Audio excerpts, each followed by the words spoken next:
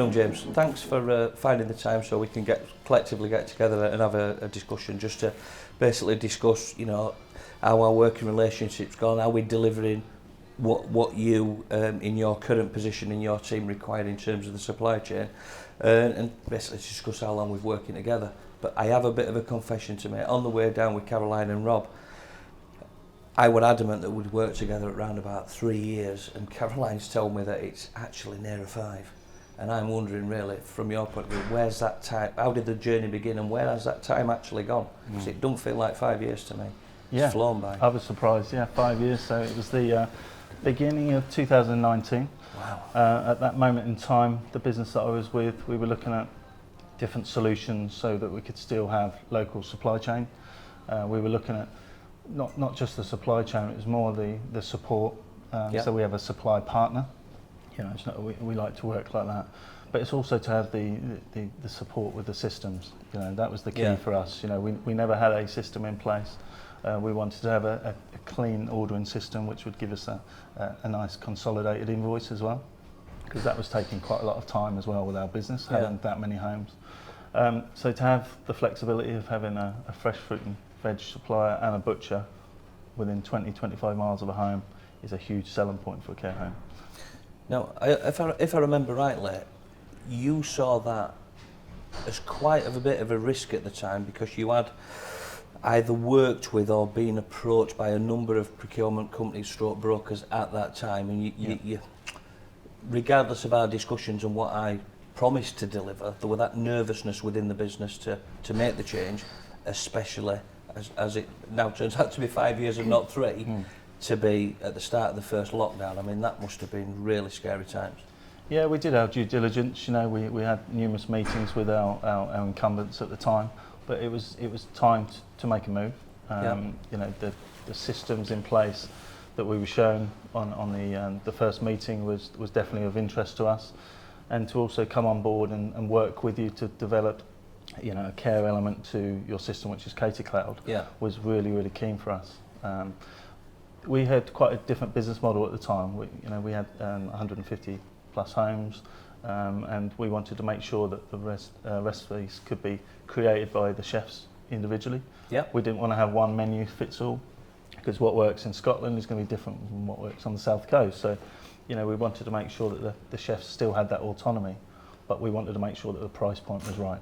Okay. Yeah. Now, obviously, from a salesperson's point of view, which is clearly what I am, and you know, I don't make no bones about that. What sometimes happens is that an account is won, and you never hear from that salesperson again, and it's passed off to somebody else, which clearly hasn't happened. We've kept this relationship going, but behind the scenes within obviously EF Group, we've got a team that works very closely, especially from the beginning. And how did you find that process with Caroline and her team? That, you know, the project that Caroline led to onboard all the homes so that they were comfortable that it wasn't going to be a difficult change. It was almost going to be seamless and fully supported. All the questions that I had were already answered, really. The support network with Caroline and her team, you know, showcasing the local suppliers, and actually there was 80% of the suppliers who we used to use was still on board your system as well, which, you know, we've got an allegiance to those. You know, they've looked after us for some time, so it was the right thing to do.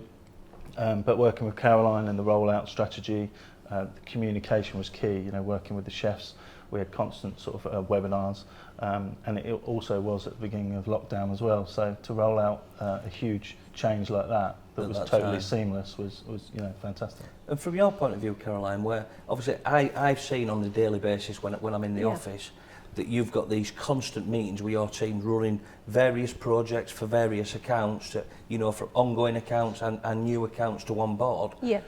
What's that process that you have to follow, and how difficult is it to maintain, you know, the structure so it goes right from day one? Well, I think like when we first met James, I think it's key to getting to know the customer, what their objectives are, first and foremost, what their challenges have been. And then our approach is to form a partnership, firstly with the head office and then at site level, so they feel supported through the change process. And then that ongoing support, you've already, you know, you made that relationship at site level, they trust you. The suppliers, we've got a robust, loyal supply chain that, you know, deliver great service for us. So it's just an ongoing management of the site expectations, which can change from time to time. We put a bespoke supply chain in around the site requirements and deliver best service. And I was going to say that, Colin, so what you do, what we do, what Rob does, obviously we're going to discuss with Rob in a moment, but it's not just something we offer when we win the contract. It's fully ongoing. It's a fully supported service for the life, in the country. It only grows, yeah. Because we only learn more and more about the customer. what we can and can't do with the client and what their hopes and aspirations are, and then beyond what head office want to do, which obviously is key, and you know keeps the business going and keeps the roles going, but actually lower down, you know, training, etc., helping communicate that forward. Yeah. You know, we're very lucky with James that we have a fantastic relationship. James and I can communicate on a really good level, and we understand each other, and we understand both our histories, you know, our working backgrounds, qualifications, and everything else. So we know that when we're talking to each other, we're not over talking or under talking, you know, and we can communicate what's to get the required outcome and to result. get the required outcome, and indeed help improve. And yourself, Rob, from obviously in the early days when the relationship was started to build with James and his team at the time, your role centred quite a lot around the Cater Cloud, the support, the menu management. But that's significantly evolved and is now evolving even more. Oh yeah. As we grow and as. But again, it's everything in the landscape, isn't it? You know, things change. You So know, where's that taking you now? So now it's more. Previously, it was more behind the scenes. Yeah. So taking the information from the client, working with our teams back at EF Group, helping develop the Cater Cloud platform on a legality level, making sure that we covered everything, i.e. with Natasha's law, you know, and everything else. Nutrition targets, RDAs. Although, you know, we call it RDAs, is it RNIs, is it whatever? You know, everybody has their own little acronym for that. I said, but just having all that there, and then now it's back in front of the client. Yeah. So working with the client to help achieve anything culinary, whether that be nutrition, you know, whether it be new food development, menu development. So you've almost identified a further area to add further value. Yeah, it's because life becomes so challenging, and a lot of people left the industry, you know, post-COVID. I'm sure James will agree, you know, recruitment and retention was horrific, you know, post-COVID. So helping to identify areas where we at EF Group can support clients and take a little bit of the weight away, even if it's just to answer a question that they're questioning themselves. You know, I mean, James, you know, and I often bounce things off each other to see where we are, what the marketplace is doing, what's happening with guidance that's coming out around from the NHS, from dietitians and stuff like that. So yeah, it's a new role. It's something that we're looking to develop going forward. So it's now in terms of EF Group on this journey and this building this relationship with Aria Care, we obviously you know it's not perfect. It's not always perfect, but we pride ourselves on being flexible and agile to solve the you know, to solve issues and problems. And we think we're doing a pretty good job. Hopefully you do too, James. But you yourself in your own career, you've gone on a journey as well, I believe, over the last 5 years. Sure. Just tell us a bit about that, you know, where you started and how it's evolved. And, you know, let's be honest, you've won some great accolades. You've changed jobs. You've had a fantastic promotion that you're working hard at now. And what does that mean to you and where's it taken you? Yeah, so I've been a chef 35 years now. I know it doesn't look it. Age well, it's a lot of makeup. Mine's scaffolding, that's fine. But really, that journey from you know being a commis chef all the way through. I was head chef when I was 19. and I had the confidence in my own ability. But back then, you know, it was ordering was on the back of a notepad. Yeah. You know, phoning up on the morning that you forgot something. You know, there was no automated systems. You know, the sort of budget side of it was a stress. It was a whole day's work as it whole was. day's work. And then, I had my own catering business, worked at some Rosette standard restaurants, and then fell into care. It was 2013, so it was, I sold my business and I was looking for something else to do. Obviously, all I've known all my life was kitchens and food. There was an advert for a brand new care group, so I went and had a look at the home, and I was blown away with the impact that you can have on someone's life every day. You know, it's like cooking for your family, really.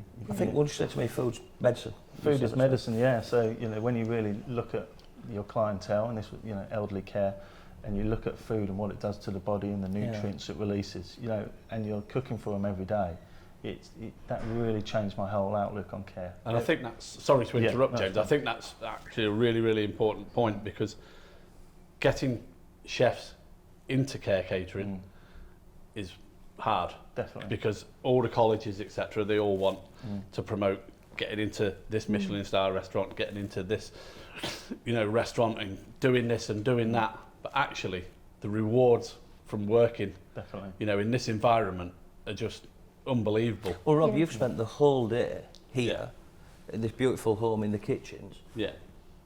And that is not standard food.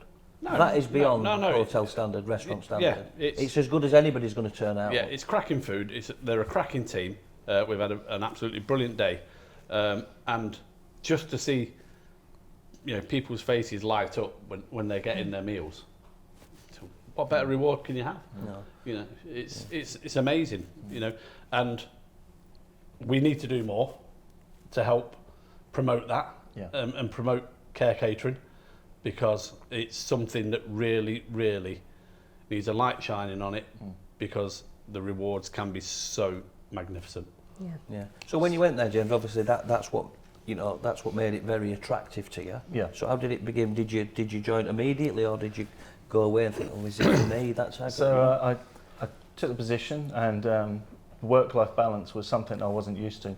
You know, with care catering, you know, you don't work evenings. So after 6 o'clock, your time is your own, and when you're not used to having that, no split shifts. No split shifts. Yeah, I used to do 6 days a week split shifts. You know, for your own, for restaurants, and when I had your own business, it's seven days a week. So going from that to, you know, into care, but actually still having the autonomy to create nutritious menus, utilising products, seasonal products, you know, working with the budget, but working with the residents. You know, what do they want to cook? It's not what I want to cook; it's what they really want. That's very, very rewarding. You know, but like Rob said, you know, the chefs, we in the industry need to know that there is not that stigma. You know, we've got thermomixes in our kitchen, we've got rationales, we've got good work-life balance, pay rates, you know, up there with the restaurants and hotels. So, you know, we do need to attract those. But going back to the systems, even back then, 2013, there was no automated system. It was still sort of a phone call to the supplier, trying to balance your books at the end of the month. So when I went on to my next journey into another provider, that's when we sort of reached out and sort of had a look about what was on the market, really. And I'll never forget our meeting. It was in Hammersmith in London. We had a fantastic presentation. And everything you said on the presentation is what we're currently still doing now. So that's 5 years later, and even more. We've been involved on that development of Cater Cloud as well. I mean that was a good journey. You know, we took something that was already in the marketplace. We've stripped it down, we rebuilt it. Obviously, a lot of input from yourself. You invested heavily in that and getting it to where it is today. Yeah, and you know, we're still developing it. We're still looking at other areas that we could improve on. That was quite special to put something out there in the industry that's free to use. You know, with our clients and stuff, is just amazing. So James, just touching back on the you know, chefs in care and the difficulty in finding them, really. If you were talking to a group of young chefs now, starting out in the industry, and you wanted to attract them into care, what would you say to them? So, do you like working with fresh food? Do you like the work-life balance? You know, progression. Yeah. We've got some KAs that have worked their way through. We've got our own chef academy now, and they're qualified chefs, and one of our guys is primed to be a head chef very, very soon in one of the homes. So, you know, that's that's fantastic for And me. you take them on that journey We with take the them on the training journey, and yeah. So we're yeah. investing and we're sort of growing our own talent really Okay. to showcase in the business. You know, we want to make sure that you know, we are providing the right nutrition, and you know, what's better to have a chef come out into the restaurant like we've had today with Yeah. Johnny, interacting with the residents, talking to the residents. You know, And that's the other part of it, Yeah. isn't it? You actually get to interact with your audience, for want of Yeah. a better phrase. You know, Yeah. you're in a restaurant, you only generally get the odd, oh, chef, the meal was lovely. Yeah. Thank the team. Or you get the, it weren't that good. You know, here, you know, in this environment, you get to talk to the residents every day. Yeah, you get that feedback constantly. yeah. And it changes. And with the systems as well, you know, the fresh market system, so that the chefs can see full sight of Yeah. what they've ordered. You know, it's live. They can see when the deliveries are coming out. If they've got any challenges, you know, that Caroline and the team are always there at the end of the phone. And you know, with EF Group have really supported us, and Steve knows I call you guys my fourth emergency service. There's many a I call. may have heard it once. many a call on a Friday at about sort of 3:30, 4 o'clock for a help where we may have been let down by other sort of supply chain, and you guys have always come out on top, and you know, with the residents in mind. So obviously, Caroline, James mentions there that, you know, he often mentions us to many people, including Yeah. me, about being the fourth emergency service, which I do repeat to many people and many Yeah. potential customers. But I don't do it in honesty. I do not arrange that. That comes through your team, you know, your customer service team and your ops team. How do you manage that service, and especially, probably more importantly and more key to James and his chefs, is the out of hours service. Yeah. When most people out there, to be fair. There's been many a Friday evening when me and James have been on the phone resolving a problem, getting goods for the weekend when someone else has let them down. Obviously the team are really passionate about supporting and being an extension of the customer. Yeah. Customers can contact us via our online chat, you know, telephone. Sometimes they'll just ring us up for a chat. Sometimes it is that personal. When someone is let down, obviously our suppliers do go the extra mile. They are local. You know, you've got that personal service. Yeah. They will try and resolve anything that goes wrong. If they can't for whatever reason, we do have, you know, a huge supply network, what we can call on for support. And, you know, it's very rarely, you know, we can't resolve an issue. And I think that is our USP, and that is what keeps the customers happy, keeps James happy, which is more important. And like you say, it's the team are really passionate about, you know, the customer care, providing an ongoing service. And so the suppliers. The suppliers are, you know, they really ring up if they can give us any comments back from the sites. Yeah. That the sites have given them. It's like a family affair, really.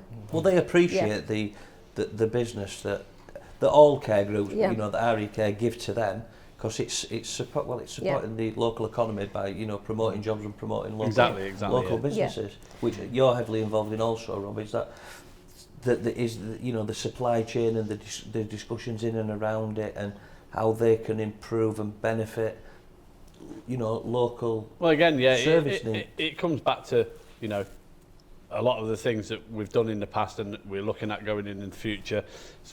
Simple things like specifications, you know, so that we can cut down on food waste, and, you know, as the old saying goes, you know, plate waste is nutrition that's not been eaten, you know. So we need to make sure that what's being served is the right proportion and everything else. So helping support on that and looking at new products and, you know, new things like that. So yeah, always. And, you know, we have a great relationship with some very loyal suppliers. Oh yeah. You know, some that we've worked with since Yeah. you know, EF's inception. So You know, we've got some very long-standing members of staff at eFoods. They've got supply relationships, Yeah. you know, are going back since. Well, some have been with us since 2004 when started, the business was started. yeah, I Yeah. mean, I think probably 70% of the staff are in double digits. Yeah. Oh, easily. So- Yeah. Now, obviously, from EF Group's point, you know, from our point of view, we're on this journey with Aria Care. We're building this relationship, and, you know, long may it continue. As long as we continue to provide the service we do, and we will continue that. But I just want to pull back a bit, James, because you have been trying to avoid a question I asked earlier, that and you don't want to mention it, but I'm going to make you mention it. A couple of years ago, you won quite a significant accolade, I believe, within the care industry that I believe you personally are very proud of. What does it mean to you? Yeah, so I represented a business at the time, so you know I'm one of many people that were doing a fantastic job, and I was just lucky enough to be there to collect that. But yeah, so with the NACC, we've worked very closely with you know our team to sort of promote best service all the way through, and we were very lucky to win a couple of accolades with the NACC, and recently with Aria, you know, the largest care group provider, which is fantastic for a group that's only been going for a year. Yeah. So yeah, so no, it's all Must good. be proud for you, that, my proud. Fantastic, yeah, especially with, you know, the Aria journey that we've been on has been absolutely amazing. So we're at 50 homes now. We're a very progressive company. We've got an amazing CEO who's got the drive that everyone, you know, feeds off without a shadow of doubt. The work ethic within the business, and the skill set. We've got a very good team that's skilled in all aspects of care, but ultimately we're all here as a resident-centred approach, and we're all here for one reason. Well, you say that, you know, people feed off the CEO. They actually feed off you as well, because your passion for food, and especially texture modified, you know, it's itsy meals. With the risk there, it's, how do you manage that? So ITSY, you know, when I fell into care, it was a huge part of the mealtime experience, that it was identified that there was residents that couldn't really enjoy the right texture, you know, and that was part of my journey learning as well within care. So when you sort of find out, you know, about the swallowing difficulties, the challenges, and then you have to texturify, modify the food and the drink, that was something I really bought into, and I was fortunate enough in my last job to come on that journey. I was empowered to sort of drive those standards, and utilising some fantastic equipment, Thermomix, working with amazing people like Preston and James at Oak House Kitchen, you know, to give us that knowledge. Yeah. And like you say, we all feed off each other. You know, I speak to numerous other groups, people in my position, and we're all here for one reason. That's for the and residents. That's it. Whilst there are many companies out there, you know, in this environment providing this service, at the end of the day, we're all in it to provide nutritious food, definitely, sexy, attractive food that everybody can enjoy, and that does mean everybody. Yeah. And that's the important part. What I find quite intriguing about the care industry is that, and obviously you've touched on dysphagia and IDSI, and you know the risk to, you know, the swallowing risk to life, is there's still a number of care providers out there that we all know that they buy in a finished product to regen and serve to the resident, which you clearly don't. You clearly don't. Your previous company you're with, they clearly don't. What's the driver behind that? Ultimately, it's giving the same experience. It's the same food. It's just in a different texture modified way, and it's about timing, having the right equipment, getting people to understand the hows, the whys, and the whens. You know, so dysphagia is that word that everyone, you know, worries about, but it's just a challenge with swallowing. But it's also a word and a way of cooking that some chefs actually pull back from. But actually, the reward of doing that and learning how to do it, and listen, you know, I'm not the most artistic person going, but when I've done the training with yourself, you know, and I come away and thought, do you know what? I'm actually not as bad as I thought I was. But it is just that empowering people, giving them the skills, and obviously with your academy here at Aria Care, that's obviously something that you will be driving very hard. Definitely, yeah. So we've got our first cohort. We've got 7 candidates, ranging from KAs to second chefs, and you know, they're going on this journey, and we're showing them firsthand with some masterclasses, with lifetime training. But you know, to go to that old school sort of chef approach training, the old classic sort of apprenticeship type thing. Yeah. You're working shoulder to shoulder with chefs, and that's the best way to teach chefs. It's holding the produce, it's understanding how that produce is made up. And like you said about the meat side, you know, by having that specification, certain foods are easy to texture modify, but there's also different flavour profiles in there, different cooking methods of how to get that flavour. And that's what we teach the chefs, you know, a normal chicken breast against a chicken thigh. You know, give me a chicken thigh all day long. Low and slow cooking, you know, it infuses the flavour, but actually it's easy then to texture modify as well. And that's something that, you know, I see in the industry, and I'm sure you've seen yourself. You'll go to a chef and say, why have you given that resident a different meal completely. Oh, it's because it's texture modified, chef. But you could texture modify that. Oh no, you can't. But you can. Yeah. It just takes a little bit more work. Yeah. You just have to cook it slightly differently. Yeah. You know, braised, poached, you know, as opposed to roasted or whatever. We all know that. But it's the fear factor, isn't Definitely. it? And you know, there are products that you can buy and regen, and but there is a safety factor for that. But Okay. And it's that's all it. down to training, isn't it? It's all down to training, skill sets and confidence. Yeah, exactly. Because you could still train someone, but whether they go away with the confidence to do it Sure. is something completely different. So it seems obvious to me that in order to follow the ITSE standards and, you know, it may cook in-house dysphagia meals for, you know, for swallowing difficulties, that you've got to believe in and receive the right quality ingredients. Yeah. Which a lot of that comes through your local supply chain, which I know that you're very passionate about retaining, and where sometimes that, you know, there's issues and they don't meet your stringent standards, we're flexible enough to change that supply chain within the group. From your point of view, Caroline, I know you and your team are heavily involved in the supply chain, and you personally are going to start going out and seeing more. Yeah. How do you see the importance of that, not only direct relationship between the supplier and the customer, but between yourself and your team and the supplier? Well, like you say, it's a three-way partnership. Yeah. That's the way we see it, because the local supply chain, you know, the delivering to care homes is something, a passion for theirs. They obviously we're giving them business that they wouldn't, you know, normally Necessarily be get, privy to. So our strong relationships with our suppliers allow us to provide a bespoke service to the care homes when something goes wrong. A site's forgot to order, you know, it's Friday night, they've forgot to order the goods for the weekend, where, you know, they'd normally get computer says no off. They're responsive. Yeah, the big guys, they'll pick up the phone, they'll go out of the way to, you know, deliver out of hours Saturday, over the weekend, because of our strong relationship with the suppliers. What I do like, what they do, you know, they do prioritise care. Yeah, You yeah. know, they do always do that, and throughout lockdown, you know, they supported us, you know, very, very well. So, you know, it's been a good relationship, and long may that continue. So, you know, progression in the future. You know, we're working together to have a look at different training. Yeah. We can work with the chefs. Katie Cloud is still evolving, isn't it? Yeah, yeah. We've got a bit of development in the wings at the minute. Big plans for 2024, which I know you'll be involved in at some point. So, and we've just launched that with our 50 homes in Aria, because, you know, it gives the chefs that confidence to have the allergen management, the nutrition management, and the menu management as well. So, you know, it's a fantastic tool to have in our armoury. good, thank you.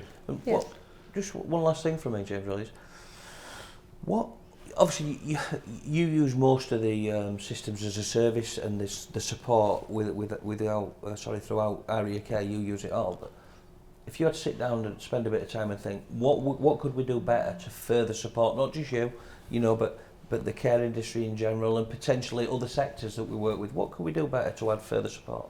I think the sustainability piece. I think the seasonal produce needs to be pushed a lot more. We're very good at it because we work closely with you, but I think some people just sort of roll out the same menus all the time. You know, we want not only our residents to have that different sort of menu, different sort of dishes. It's good for the chefs as well. Keeps their different skill set in. Keeps them motivated. Yeah, and you're also using produce that is cheaper at certain times of the year, not because of the cost, purely because it's the seasonal produce that's available. You know, and by doing that, it's more of a sustainable approach. Thanks, Jim.